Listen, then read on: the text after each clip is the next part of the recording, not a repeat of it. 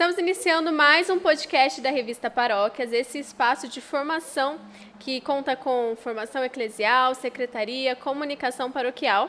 E hoje eu estou aqui com uma convidada muito especial, a Elisete Raposo, que é doutoranda em Direito Canônico pela Faculdade de Direito Canônico São Paulo Apóstolo, mestra em Direito Canônico pelo Instituto de Direito Canônico, pós-graduada em Docência do Ensino Superior pela FMU, e graduada em Teologia pela Faculdade Deoniana em Taubaté. Seja bem-vinda, Elisete. É uma alegria muito grande ter você aqui conosco no nosso podcast. Obrigada, Michele. Prazer é meu, mais uma vez, estar aqui, né? Já fui convidada outras vezes e cada vez é uma experiência única. O tema que a gente vai abordar hoje é paróquias e os desafios da LGPD, Lei Geral de Proteção de Dados. Elisete, primeiramente para conceituar, o nosso tema aqui, qual é a função da Lei LGPD?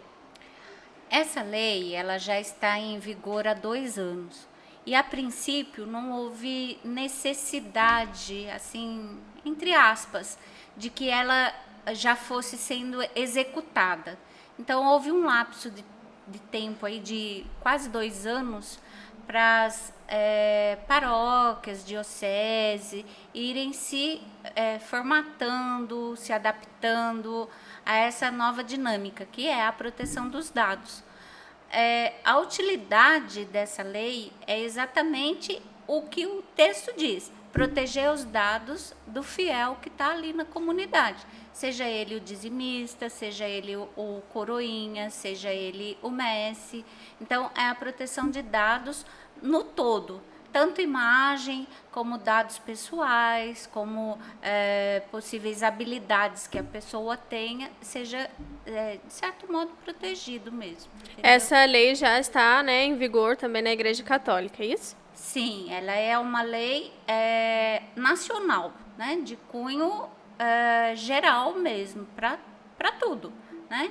Então, hoje em dia, nos dias de hoje, não tem como mais você fazer um uso indiscriminado de fotos, de gravações, de compartilhamento de dados, por exemplo, entendeu?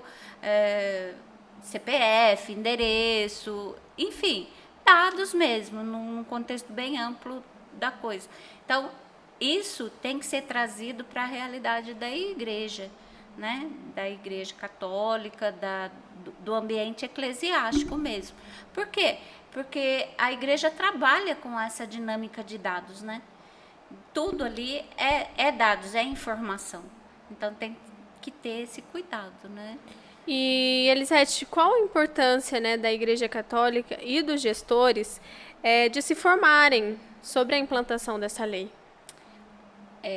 O que acontece é que, a partir de agosto desse ano, de 2021, passou a ser aplicado penas. Então, a lei passou a vigorar no âmbito da penalidade.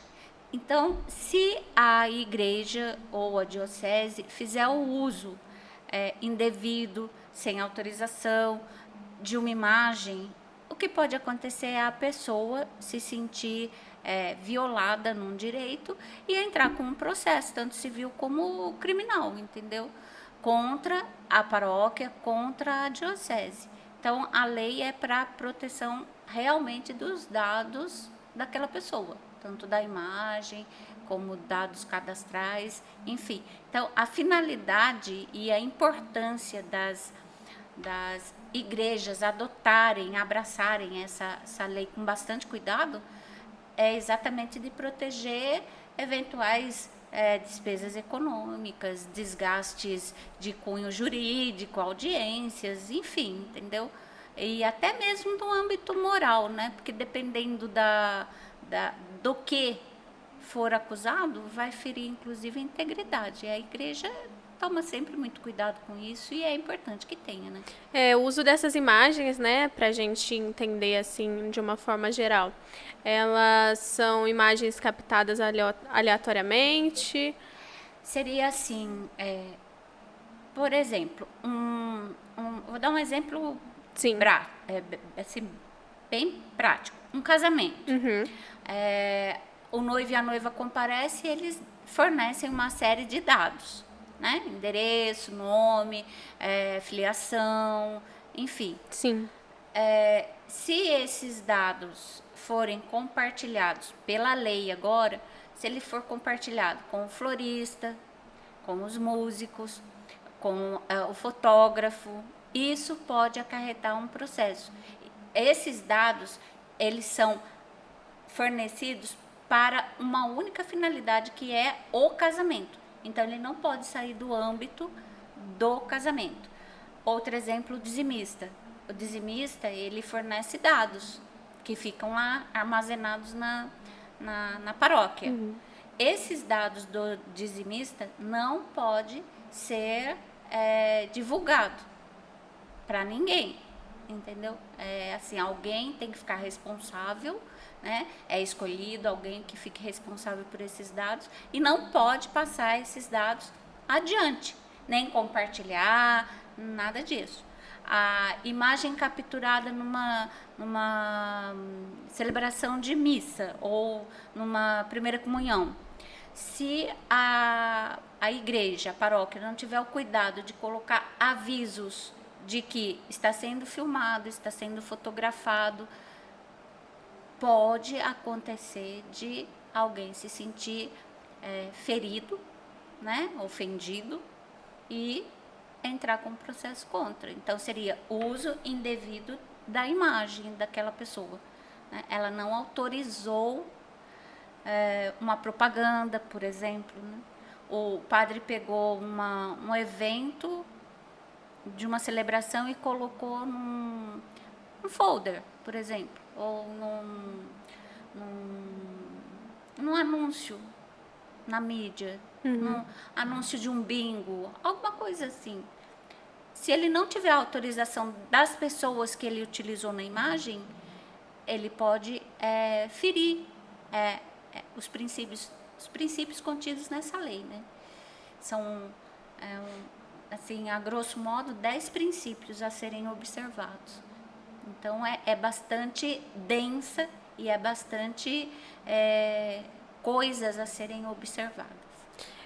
No início dessa nossa fala, você disse, né, que é importante a pessoa responsável por esses dados, né, ela ter um cuidado com esses dados. Os agentes que são responsáveis por esses dados, eles passam por algum tipo de formação técnica para poder lidar com essa situação? Na verdade, eles têm que ser orientados em função dessa lei e do que pode acarretar eles ferirem. Parte-se do princípio de que seja um responsável de confiança, né? Aquele que fica responsável, ele tem como é que eu posso explicar para você? Ele tem a responsabilidade do sigilo daqueles dados. Em determinadas situações, aqueles dados têm que ser guardados em arquivo próprio, trancados, com chave, cadeado, senha, entendeu? Então, a lei é muito severa nesse sentido, que ela exige muita observação quanto ao uso indevido dos dados e da imagem. Então, uma formação... Eu acho que não dá para fazer uma formação específica. O que dá para fazer é sentar com os agentes pastorais e orientá-los com a lei. Então, pegar a lei, estudar junto com eles, mostrando os princípios, deveres e obrigações pertinentes à aplicabilidade dela. Legal, Elisete. E como que a gente evita, né, os problemas com o uso indevido da imagem? Não tem como fazer assim, não vamos mais usar a imagem. A igreja, no contexto real, ela está inserida na comunidade, ela é pública, todo mundo entra nela, todo mundo sai. Enfim, não tem. Ela tem a característica dela é pública. Ela está sempre aberta, a maioria dos eventos que ocorrem, vamos dizer, um casamento não pode ser feito a portas fechadas, o casamento tem que ser feito com as portas abertas, mas quem entrou é convidado ou não é convidado? Entrou só para fazer a sua oração e tá lá presente no casamento, mas está sendo filmado. Então a imagem dele está ali, né? Então não tem como evitar. O cuidado que tem que se ter é colocar os avisos de que está sendo filmado, está sendo fotografado, e em casos bem específicos, fazer com que a pessoa assina um termo. Existem termos próprios autorizando o uso da imagem. Então é pegar os mestres, pegar os coroinhas, ou os responsáveis pelos coroinhas, redigir um termo, olha, você está aceitando, né? Está ciente de que você vai ser filmado, você vai ser fotografado. Aí está seguro.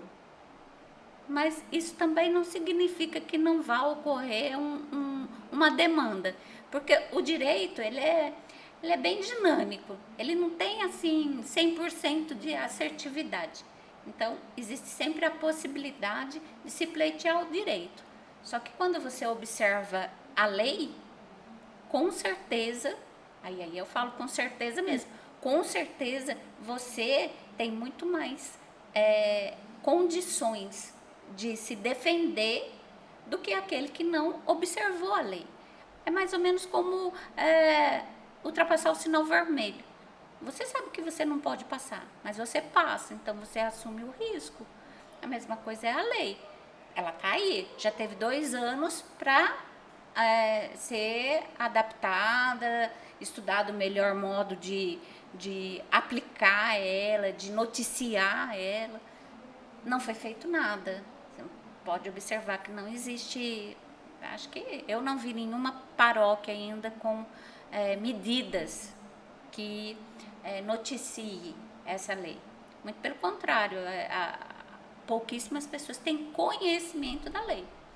Então, evitar que aconteça uma demanda, a gente tem que ter cuidados, mas evitar que alguém se ofenda, como eu disse no exemplo do fiel que entra para rezar, fazer a oração dele no meio de um casamento. Ele não está proibido, mas ele não é convidado do casamento e ele está sendo filmado. E a imagem dele está ali. Então, esses os cuidados que tem que ter. Agora, lá na porta, fixado na entrada da igreja, está lá fixado, você está sendo filmado, né? Você pode ser fotografado. Implicitamente, ele está ciente, então, implicitamente, ele autoriza, né? Uhum. Só pelo fato dele estar ali. Dele aceitar entrar. É como eu entrar num banco onde está lá, aqui tem câmera de segurança e a gente sabe que banco tem. Sim. Né? Você vai no caixa eletrônico, você está ciente que você está passando o cartão lá e você está sendo filmado.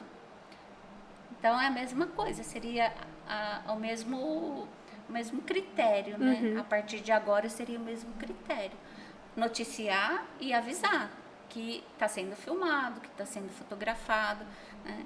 Nos eventos, primeira comunhão, casamento, falar para as partes, olha, vai ser filmado, vai ser gravado. Missas online, que estava acontecendo muito na pandemia, né? Sim. Pela lei, todo mundo que estava ali presente naquele evento que estava sendo transmitida a missa, com 10, 20, 30, 40 pessoas, né? Pela lei, essas pessoas todas tinham que dar autorização para a transmissão, entendeu? Porque está tornando público a imagem daquela pessoa. E ela pode simplesmente se sentir ofendida em o uso indevido da imagem dela. Essa questão cai justamente na próxima pergunta que eu ia te fazer, né? As redes sociais estão aí, muita coisa é postada sem o consentimento de ninguém. Como que a gente evita, né, o uso indevido à paróquia, né, falando em termos de paróquia, como que a paróquia ela evita essa propagação de imagens que muitas vezes não são autorizadas pela pessoa que está ali? Olha, No direito civil existe uma premissa que ninguém pode alegar desconhecimento de lei, né? Isso é algo impraticável, humanamente falando, porque a gente não conhece todas as leis que existem, mas a lei civil fala isso, que a ninguém cabe alegar desconhecimento da lei. Então, tanto eu como você, nós temos que ter conhecimento de todas as leis que existem no Brasil, entendeu?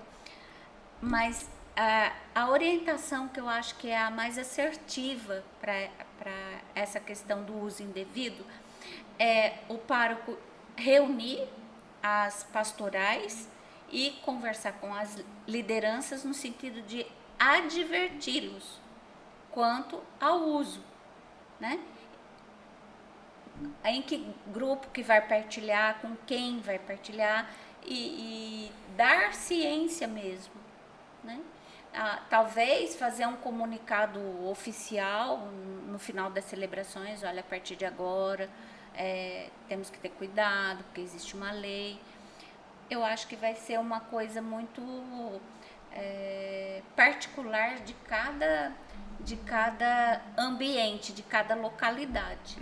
Pode, de repente, o bispo definir uma cartilha de orientação que torne-se público, ou vai deixar a critério do pároco. Então a gente não sabe, teve esse lapso de tempo, como eu te falei, de 2 anos praticamente, para se adaptar, mas não foi tomado nenhuma providência. Então agora, como entramos numa fase mais, vamos dizer, temível, porque agora vem as penalidades, então agora vai ter que ter uma solução, né? Vai ter que ser apresentado algum parâmetro, algum critério. Não existe uma uniformidade ainda. Ainda vai ter muita discussão em torno disso, né? Porque a mídia não tem como você frear, né? Eu pertenço ao, vamos dizer, MESSE, Pastoral do Dízimo, enfim, outras atividades. Recebo informações de todas elas. E às vezes eu compartilho com uma pessoa no particular. E o que a pessoa vai fazer com aquilo ali? Então, não dá para ter esse controle, né? A gente também falou no começo, né, dos dados em geral. Nome, essas particularidades de cada um. Hoje também a gente passou muitos arquivos, né, estão indo para o digital. Isso também exige um cuidado muito grande, né? Sim, cuidado com a questão de hacker, cuidado com vazamento mesmo de informação, aquela questão de quem manipula esses dados. Como eu disse, se é uma pessoa que tenha senha, que não transfira essa senha, que seja algo bem monitorado. Questão de estar sempre com câmeras, né? Protegido com câmeras, é uma situação importante para aquela atividade particular, né? Aquela atividade principal, vamos dizer assim. Mas, na sua opinião, assim, enquanto, né, estudiosa deste assunto, os arquivos paroquiais que antes ficavam guardados dentro de um arquivo, em folha de papel, e estão passando para o digital hoje, você vê isso como um benefício? Sim, sempre com a ressalva de ter o cuidado de protegê-los. Guardar em nuvem é uma solução. Sim. A senha é outra solução. Então, como eu disse, cada localidade, cada pároco, cada paróquia vai decidir o que fazer, né? Como armazenar isso. Vamos pensar que de repente você trabalha com um notebook. Aí todo final do expediente você pega aquele notebook e guarda num cofre ou num lugar que tenha cadeado ou alguma coisa para segurança daqueles dados, para não vazar. Mas a gente hoje, exatamente por conta de tanta informação, por mais que você fale assim, eu estou protegido, A gente sabe como é que funciona a questão de hackers, de crime digital e tudo mais. Então, a questão é o que a paróquia vai fazer para se proteger. E aí as dicas são essas: guardar em ambiente fechado, utilizar de senha. É óbvio que a informatização é um benefício enorme para tudo, não apenas para o ambiente eclesial, né? Mas não existe assim, como eu te disse, não tem um critério específico, ainda não foi catalogado, olha, vamos fazer desse jeito, ou vamos fazer assim, ou a partir de agora a medida vai ser essa. Não, vai ser para cada realidade. Vai ter localidades, por exemplo, que não vai conseguir sair do documento físico. Ainda vai ter que ser o físico. Então, como é que eu vou guardar tudo isso? Né? Ambiente, por exemplo, livros, não sei se você tem conhecimento, mas existe livro de tombo, livro de batismo, livro de casamento. Todos esses têm que ser guardados num ambiente fechado, sem acesso. O acesso é só daquela pessoa autorizada a mexer com aquilo ali. Não dá para, hoje chegou alguém, você vai lá na caixa tal, ou no arquivo tal, ou no livro tal. Mesma coisa fornecer cópias digitais, né? Que é outro problema que a gente vê. Dá para mandar a certidão de batismo do meu filho? Tira uma foto. Não pode. Então, é esses cuidados que vai ter que ter. A pessoa que ficar encarregada de proteger determinados dados, é só ela e ela que vai responder. Então, vamos dizer, quem é responsável pelo dízimo, ele vai ser responsável dentro dos dados que ele tem ali. Como eu disse para você também, a questão do casamento, processo de habilitação, tem N informações ali, né? E muitas informações, às vezes informações até sigilosas.